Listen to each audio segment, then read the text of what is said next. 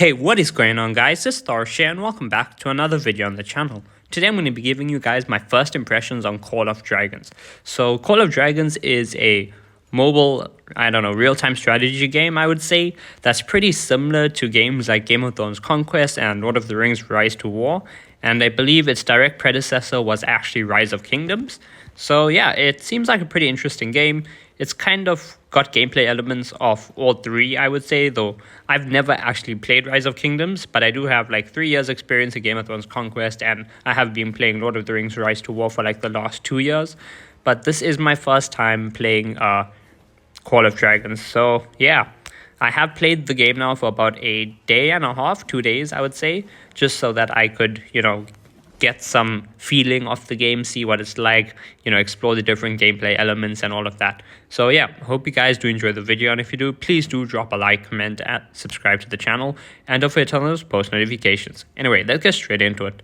So I'm going to be talking about everything I like, everything I don't like, just giving you guys an overview of all the different game systems and, things like that. So I come from two very different games that are also pretty similar, but I come from Game of Thrones Conquest, which is basically just a Wallet Warriors paradise, and then obviously Lord of the Rings Rise to War, which is not, it's kind of similar to Game of Thrones Conquest and this, but obviously, it's also a lot different, and it's a lot more free-to-play friendly as well.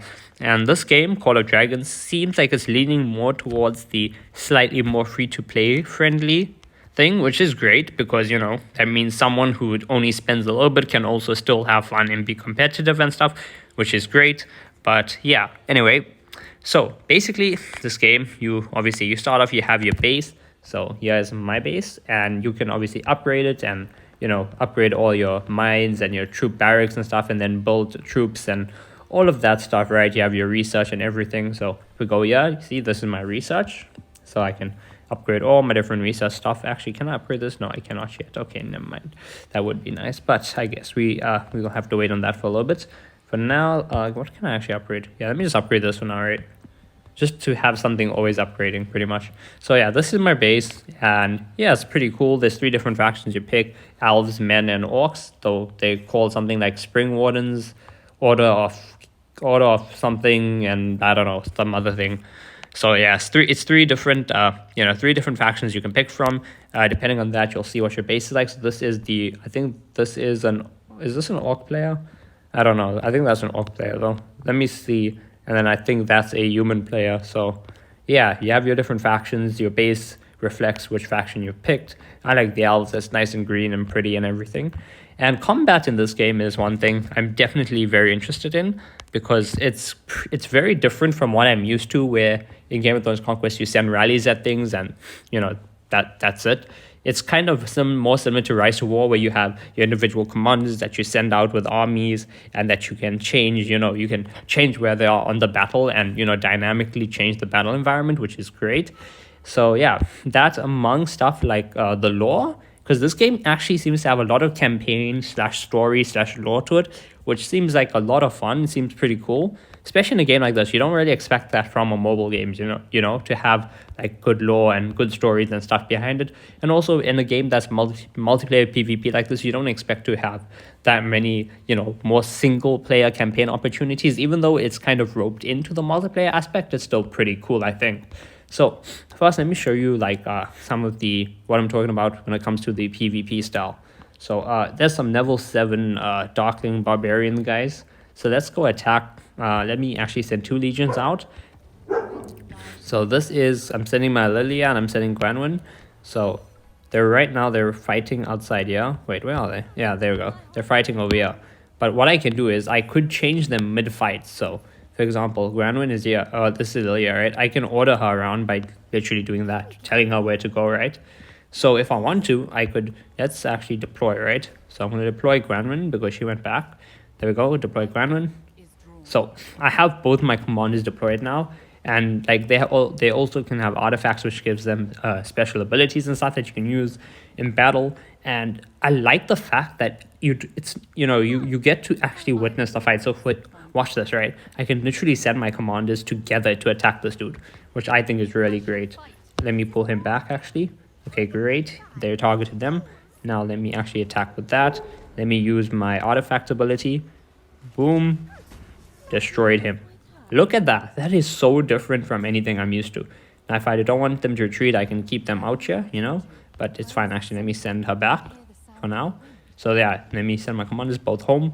But yeah, I really like this. Like I'm not used to playing a game where you can do things like that, right? Because in the other mobile games I've played that are similar to this, you don't do that. I'll click here, right? And then let's say I'm clicking an enemy base or something. I'll click on it, I'll click attack, and there'll be a line going from it, and my thing will fly back, go, well, you know, like zoom towards it, have like an attack animation, like two swords striking or something, and then I'll go back to my base. You know, I won't actually be able to see the fight unfold or like change it on the battlefield like this. Like this was pretty cool. I was able to, you know, send my commanders out, you know, actually like target the enemy with one commander and then, you know, move the other commander out the way and then ambush it from the side. That was pretty cool. I definitely like this combat system. It's not something I've experienced before.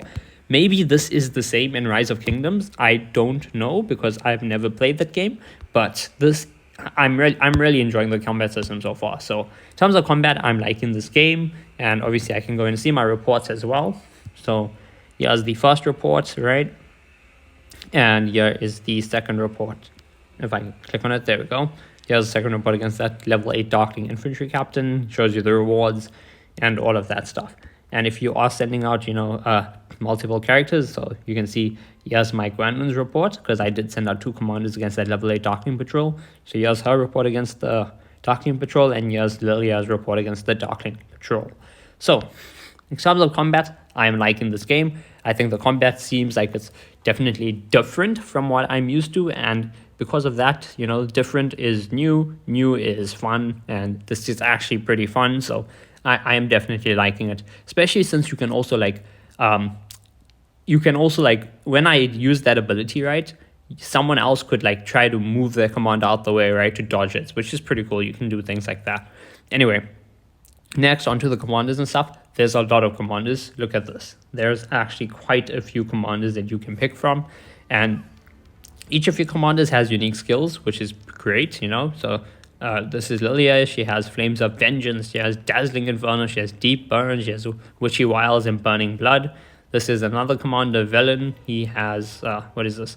Frozen Star, Perfection of Form, Bitter Cold, Icy Interdiction, and Snowblind. So you have all your different skills for each commander, and then you can upgrade their talent trees, and then you can also upgrade their skills. So upgrading a skill increases, you know, the strength of one of your skills. But yeah, look at the talent trees, guys. Look at how big these are. This is not what I'm used to, okay? I'm used to a much smaller talent tree to pick from. And now, if I'm ever making like commander build guides for this game, these are going to be some long and some pretty interesting videos, if I do say so myself, because there are an absolute ton of paths you can go up. There's the skill path, which is like skill damage. There's peacekeeping, which is basically, yeah, focuses on fighting darklings and dark creatures. And then there's your magic / archery / infantry, which is your normal attack damage stuff. But yeah, a lot of commander variety, which is great. Commanders all seem pretty cool as well. Look at these two, Nico and Nika, kind of remind me like of twins, but yeah, Bakshi, Gwanwyn, Bakar, Welder, what is this, Alistair, Craig, Athias, I believe it is, Chakcha, Ordo, Kella. So yeah, like the commander variety, that's something that's pretty cool. Then if we go over here, we can see that, well, obviously you have keys and crates and stuff that you can open, but besides that, there's also artifacts, which is pretty cool. So you can like equip a commander with an artifact that gives them a unique ability. For example, you saw me use the artifact on Granwyn earlier, which shot that big bomb at the docking patrol. So yeah, you can give your commanders different artifacts, which helps, you know, to modify, well, not modify, it just gives them some extra bonuses and effects and stuff, which is pretty cool. Now, there's also a campaign. Look at this. So there's season stories, right? So chapter 1, there's story 1 to 4 that I can play through, and it's got like proper stories, right, between, and dialogue between the characters and stuff, which is amazing. Then it's chapter 2, 3, 4, and yeah, that's great. Then if we go over here, there's also the Dragon Trail. So we'll go over here, we can see I've done a few, and this basically you do these challenges, right? And it gives you some rewards and stuff, and it also like has this loot thing, so the more challenges you do, the more your loot like stacks up, so that's pretty great. And it's also kind of like a mini campaign, so it's like kind of a lot of campaigny options here that is, that is something you can check out and actually play and try out. It's pretty fun as well. So there's the short stories, right, the season stories, and then there's the Dragon Trail, and then there's also Roots of War, but that is not open yet. Obviously, you do have your alliances and fellowships, and the way this works is, for those of you who have played Game of Thrones Conquest before or seen my videos on that, then you'll know that it's pretty similar to that. But it also has some, some of the features of Lord of the Rings Rise to War. So you have a fellowship or a clan, or I don't know, an alliance, I guess. Yeah, let's just call them an alliance. You have your alliance, right? You have your leader, you have your members and stuff. And obviously you guys can go to war together, you can reinforce each other and all of that. And you can, support each other while fighting. You can coordinate your attacks and everything. But then you also have stuff that like this. So when someone buys a pack, right, then it will send a gift to you if it's a pack that contains a alliance gift. So you can also get gifts. So even if you're a free-to-play player and you join a good alliance that spends a lot, then you will still be getting all your alliance gifts and stuff, which will definitely help you level up. Then there's also alliance technology that benefits the entire alliance. So I don't actually have a free donate. It's going to be, I'll have a donate in 2 minutes. So you can just donate some wood and stuff to actually upgrade your alliance technology and help. You can obviously help your alliance members finish their builds and stuff quicker. If we look at territory, you can build alliance fortresses, there's passes, resource centers. There's just a whole lot of stuff. You can build alliance roads that allows members to like walk quicker. So in the alliance tab, there's a lot of stuff you can do there as well. And if we go over here, this is just my inventory, right? So you have your artifacts. These are all my resources, which I have not opened. I'm just going to open them when I need them. Bunch of speed ups. What is this? This is a shield and some boosts and things. These are my keys and, just other unique items and stuff. And these are hero tokens that you use to actually upgrade your heroes and stuff. And I'm definitely liking the game. It's similar to stuff I've played before, right? So it does give me that sense of nostalgia, I guess, that I'm playing, one of those other games I played, but I'm playing it now, in a new form with new graphics, new combat systems, new everything pretty much. Like it's got hints of everything that I'm used to, but it's also all brand new and in a new different environment and different way. So it's a lot of fun. I'm definitely enjoying the game quite a lot. What is the system? Ooh, is free rewards? You gain rewards, gold keys. Oh yeah, okay, so that's just from killing the Darking Patrol there. Then there's obviously your world chat as well. So right now, world chat just seems to be people spamming the alliance thing, saying, join my alliance, everyone join, join, join. So that's, whatever. And then there's also your alliance chat where you can, ask your friends for help and stuff if need be. So yeah, definitely pretty cool. And then you obviously have contacts where you can add your friends if you want, see any friend request you have, any friends you currently made. And then you can also make group chats and stuff like that. So that's the more of the social aspect of the game. And if we actually one more thing, guys, I want to talk about quickly is, so how I said you have your commanders and stuff. There's also a lot of commander related lore and stuff. So when you have your commanders, right, how do I actually look at this? There we go. Click on that. So you click the book at the top. And for every single character, you have a unique introduction, right? Sorry, guys. You'll see the rarity, so legendary, gender, race, occupation, faction, homeland, all of that. A little intro about it, a sorceress with an unknown past whose powerful fire magic strikes fear into men's hearts, right? So this is a little earlier. Then it literally has year and record, right? Born in Jorngard, captured during the Twilight thing, stats, training stats, all of that, right? Then you have dialogue with her. So you have private dialogue that you can unlock with every character. There's also chats, and you can play these. Do you really want to watch up to war? Oh, what a drag, right? So yeah, I'm just going to skip it though. Skip the dialogue. Yes. Oh, okay, never mind. Okay, let's just play that. Thank you. That shady recruiter file in honestly planning to report a secret way, which what should I call you, my lord? But formal alchemism. And then she gives you a gift. So there's dialogue for each of your characters. Then the story, right? So this unlocks at different trust levels, which I don't have with her at the moment. There's voice lines and there is emojis as well. So each of your characters has that, which is pretty cool. It adds a lot of background, you know, adds a lot of story and a lot of lore to every character. Let me actually find one that I have some of these stuff unlocked on. Do I have unlocked on Granwin? No, I only have at Trust 1. Who do I have Trust 2? I have Chakcha at Trust 2. There we go. So if we see dialogue, right, I have chats and we have dialogues with him. Chakcha looks downcast and distressed, saying you can play this. You come across a crestfallen looking Chakcha in the training ground. See, and then he'll be like, hey, boss. And you'd be like, what's going on? Why so glum? I'll be like, what's going on? Just had a practice fight some of the others. I lost, gave it all I know. And then he lost because he thinks they pulled a trick on him. Strategic, that's a big word. I know you're always in the army with brains as well as brawn. And then I'm like, you're more than capable, just take your time. I'll give it a go. And then, you know, give him some books on strategy. But yeah, I really like these small stuff like this. Like, you know, you have this dialogue with each of your characters. You have these chats with each of your characters that you can have.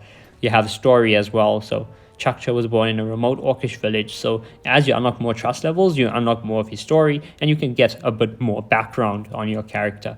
So Chakcha was born in a remote orcish village and is a country orc through and through. Though he had an unhappy childhood, he never lost his optimistic attitude. He's robustly built with seemingly limitless strength and muscles as big as his appetite. He specializes in using brute force to overpower his opponents with little understanding of battle strategy.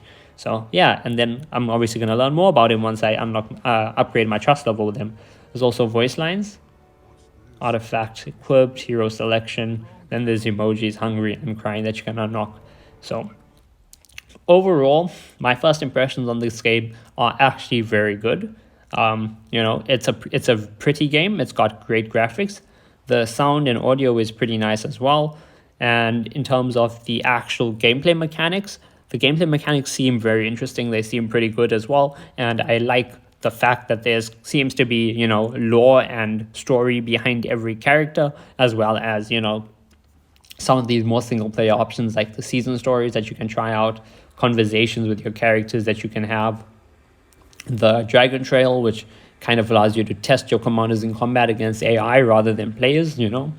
And then obviously the alliance system. The alliance system seems to work pretty well. I kind of like it. You have your different tiers of members as well, so that's pretty great. And yeah, overall, really loving the game, and we'll definitely be uploading some more Call of Dragon videos to the channel. So let me know if you guys are enjoying this game. Let me know if you guys want me to do something specific, like if you guys want to see me do certain commander builds or commander guides maybe, or if you guys just want to see, you know, like updates on my current kingdom and stuff like that. Anyway, if you guys did enjoy the video, please do drop a like, comment, and subscribe to the channel, and don't forget to turn on those post notifications. Anyway, I'll see you guys in the next one.